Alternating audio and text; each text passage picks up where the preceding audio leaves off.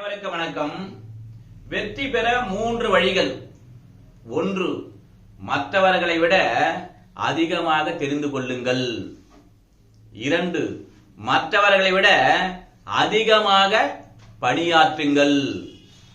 3. மற்றவர்களை விட குறைவாக எதிர்பாருங்கள்.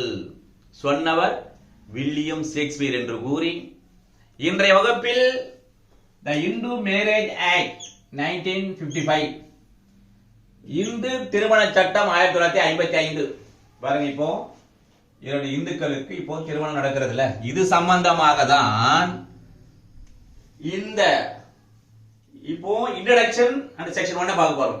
என்னென்ன சட்டத்தை நாம் பார்க்க போகிறோம் என்பதை பற்றி பார்ப்போம். முதல்ல டோட்டல் செக்ஷன் எத்தனை?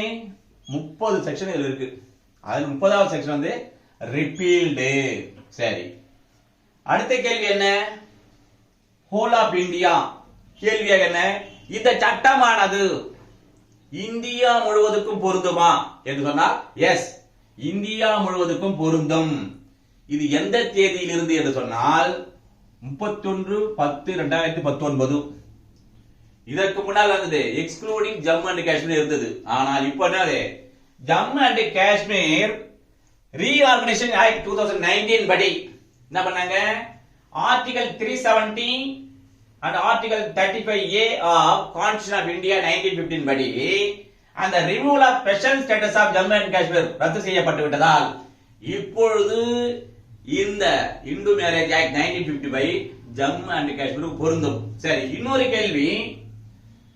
அதே போன்று ஃபாரின் சிட்டிசன் இப்போ திருமணம் ஆகுது. இவர் 2 பேரும் திருமணம் ஆச்சு இல்ல, இருவருக்கும் திருமணம் ஆகியது. பிறகு கணவர் என்ன பண்ணாரு? ஃபாரின் போயிட்டார். ஃபாரின் சென்று அங்கே தங்கி அந்த குடியுரிமை பெற்று விடுகிறார் என்றால் மனைவி இந்தியாவில் இருக்கிறார்கள் என்று சொன்னால் இந்த சட்டப்படி அவர்கள் இந்த திருமணம் சம்பந்தமான வழக்குகளை இந்தியாவில் அவர் வசிக்கின்ற இடத்தில் மனு தாக்கல் செய்ய முடியுமா என்றால் முடியும். எதன்படி? செக்ஷன் 19 இந்து மேரேஜ் ஆக்டின் படி. இந்த கேஸ் அதை நோட் பண்ணீங்க. Sreedharan versus principal family court, citation 2010 volume 8 Madras law journal, page number 438. One more citation 2010 volume 4 CTC, page number 822. சரி, இந்த சட்டத்திற்கு அசன்ட் எப்பொழுது, வித் எஃபெக்ட் ஃப்ரம் எப்பொழுது, ஒப்புதல் எப்போது வழங்கப்பட்டது, எப்பொழுதிலிருந்து இது நடைமுறைக்கு வந்தது என்று சொன்னால் assent and with effect from the same date. எப்போது? 18/5/1955 முதல் நடைமுறைக்கு வந்தது. சரி, செக்ஷன் 1 படி என்னது? ஷார்ட் டைட்டில், குறுந்தலைப்பு. இது எவ்வாறு ஷார்ட் டைட்டில் குறுந்தலைப்பாக அழைக்கப்பட வேண்டும் என்று சொன்னால் இந்து மேரேஜ் ஆக்ட் 1955. சரி, அடுத்து என்ன? Long title. இது பெருந்தலைப்பாக கூற வேண்டும் என்றால் எவ்வாறு அழைக்கப்பட வேண்டும் என்று சொன்னால் an act to amend and codify the law relating to marriage among Hindus. Hindu இருக்காங்களே, இந்துக்களிலேயே நடைபெறுகின்ற அந்த திருமணம் சம்பந்தமான சட்டங்களை தொகுக்கப்பட்டிருக்கின்றதுதான் இந்த இந்து மேரேஜ் ஆக்ட் 1955. சரி, இப்ப இன்னொன்னு பார்க்கணும். இது தொடர்புடைய மற்ற சட்டங்கள் எல்லாம் இருக்கணும். இப்ப இந்து மேரேஜ் ஆக்ட் இருந்தாவே தொடர்புடைய ஆக்டில் என்னென்ன இருக்கின்றது என்று சொன்னால் related acts. The Prohibition of Child Marriage Act 2006. என்னது? The Protection of Women from Domestic Violence Act 2005. அடுத்து The Dowry Prohibition Act 1961. அடுத்து என்ன?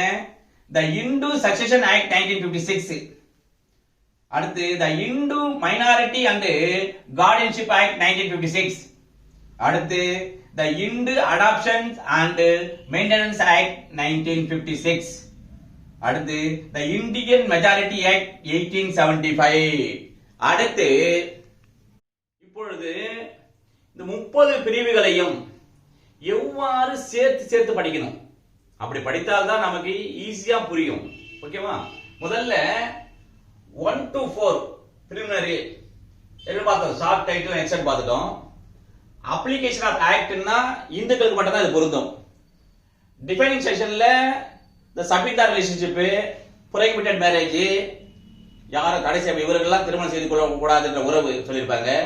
பிறகு கஸ்டம்ஸ் யூசேஜ் சொல்லியிருப்பாங்க. அப்புறம் ஓவர் ரைடிங் ஆஃப் எஃபெக்ட். இது முடிஞ்சிச்சா? இது ஒண்ணா பார்க்கணும். அடுத்து இன்று மேரேஜ், திருமணம் எவ்வாறு நடைபெறணும், நிபந்தனைகள் என்னென்ன நிபந்தனை இருக்க வேண்டும். பிறகு அந்த காப்பாளர் இது வந்து ஒமிட் பண்ணிட்டாங்க. அடுத்து பாத்தீங்கன்னா எந்த நடைமுறை செரமனிஸ், இந்த 7 ஸ்டெப்ஸ் சொல்றாங்கல்ல, அந்த மாதிரி எவ்வாறு திருமணம் நடைபெற வேண்டும், இது ரிஜிஸ்ட்ரேஷன் பண்ணணுமா பண்ணக்கூடாதா. சரி, அடுத்து பாத்தீங்கன்னா ரெஸ்டிடியூஷன் அண்ட் ஜுடிஷியல் செப்பரேஷன். இப்போ கணவனோ அல்லது மனைவியோ தன் கணவனுடன் அல்லது தன் மனைவியுடன் சேர்ந்து வாழ வேண்டும் என்றால் செக்ஷன் 9ல பெட்டிஷன் போடுறோம்.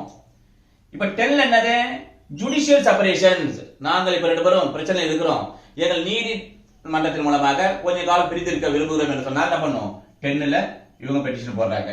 சரி, அடுத்து பாத்தீங்கன்னா நல்லிட்டி ஆஃப் மேரேஜ். திருமணம் நடைபெற்று இருக்கிறது இவர் 2 பேருக்கும், ஆனா அது செல்லாத திருமணமாகிறது அல்லது தவிர்த்தது திருமணமாக இருக்கின்றது. அதாவது 11ல void marriages, 12ல voidable marriages.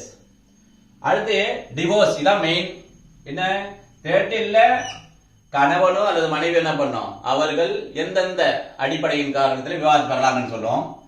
Alternative relief, அதாவது வேறு பரிகாரம் என்ன என்பது பற்றி சொல்லும். 13B என்னது, அவர்கள் மனமொத்து பிரிந்து கொள்ளுதல். அப்புறம் 14ல பாத்தீங்கன்னா 1 வருஷத்திற்குள்ளாக அந்த டைவர்ஸ் பெட்டிஷன் ஃபைல் பண்ணக்கூடாது.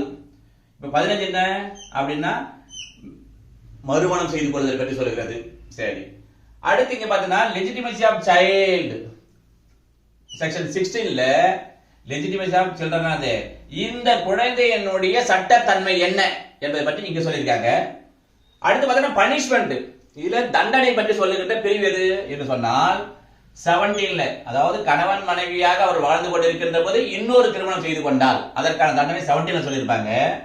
அதே போன்று செக்ஷன் 8ல சொல்றாங்க contravention of condition of Hindu marriage, அந்த இந்து திருமணத்துடன் முரண்பாடாக செய்திருக்கின்ற போது தண்டனை 18ல சொல்லப்பட்டிருக்கும். ஒரு தண்டனை இருக்க ஜெயில ஒரு கால தண்டனை சொல்லப்பட்டிருக்கும்.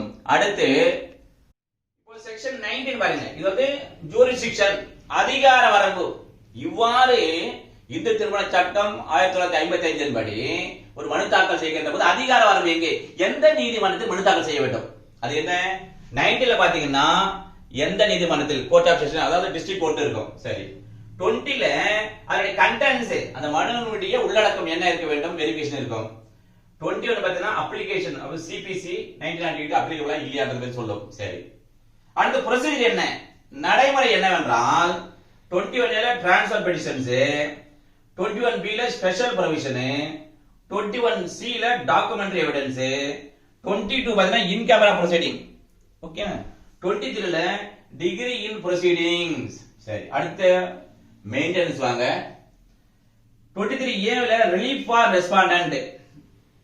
அடுத்து என்ன, 24ல மெயின்டெனன்ஸ் பெண்டன்ட் கிளைம். 25ல பர்மனன்ட் அலிமனி அண்ட் மெயின்டெனன்ஸ். இப்ப நிரந்தரமாவே ஐயா ஒன்ஸ் செட்டில்மென்ட் பண்ணிடுங்க அப்படின்னா, இல்லனா வந்து என்ன பண்ணணும், மெயின்டெனன்ஸ் கொடுக்கலாம் என்று சொல்லுதான் 25. இப்ப கஸ்டடி அண்ட் டிஸ்போசல். 26 என்ன சொல்லும், கஸ்டடி ஆஃப் சில்ட்ரன். இப்போ ஒரு பெண் குழந்தை ஒரு ஆண் குழந்தை இருக்காங்கன்னு சொன்னா என்ன பண்ணுது, அப்பா கூட பெண் குழந்தை போயிடுது, அம்மா கூட ஆண் குழந்தை போகுது. சரி, அப்புறம் டிஸ்போசல் ஆஃப் ப்ராப்பர்ட்டி, இவர்களுக்குள் இருக்கின்ற அந்த ப்ராப்பர்ட்டியை என்ன பண்றாங்க, நீ வைஃபுக்கு இவ்வளவு ப்ராப்பர்ட்டி கொடுத்துறேன், மகனுக்கு இவ்வளவு ப்ராப்பர்ட்டி கொடுத்துறேன், அதையெல்லாம் அவர்கள் டிஸ்போஸ் செய்து கொள்வது. இதுல செக்ஷன் 27 படி. அடுத்து அப்பீல். சரி, இங்க வந்து பரிகாரம் கிடைக்கல, நான் மேல்முறை செய்ய போறேன், நீங்க கொடுத்த பணம் எனக்கு பத்தாது, இல்ல ஏதோ ஒரு காரணத்துக்காக மேல்முறை செய்ய வேண்டும் என்றால் செக்ஷன் 28ல அப்பீல். 28ல தான் என்போர்ஸ்மென்ட், அது அமலுக்கு கொண்டு வருதல் பற்றி 28ல சொல்லியிருப்பாங்க. கடைசியாக சேவிங் அண்ட் ரிப்பீல்ஸ். இந்த 20ல சேவிங்ஸ், எதையெல்லாம் இந்த சட்டம் அது பாதுகாக்கும் என்பதை பற்றி சொல்லியிருக்கோம். 30 என்ன பண்ணாங்க, ரிப்பீல், இதுதான் ரிப்பீல் செய்யப்பட்டிருக்கின்றது.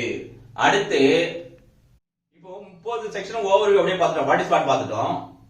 இனி வரும் வகுப்புகள்ல இந்துக்கள் என்றால் யார், கணவன் மனைவி எதன் அடிப்படையில் விவாகரத்து பெறலாம், அல்லது மனைவி மாத்திரமே கணவனிடமிருந்து எதன் அடிப்படையில் விவாகரத்து பெறலாம், கணவன மனைவியும் சேர்ந்து அவர் விவாகரத்து பெறுவது எவ்வாறு, செல்லத்தக்க திருமணம் அல்ல எது என்பதை பற்றியும், அதாவது மறுமணம் செய்து கொள்வது பற்றி எவ்வாறு என்பதை பற்றியும், சீர்திருத்த திருமணம் என்ன என்பதை பற்றியும், எல்லாவற்றையும் அடுத்து வருகின்ற வகுப்பில் நாம் பார்ப்போம் என்று கூறி முடிக்கிறேன். நன்றி, வணக்கம்.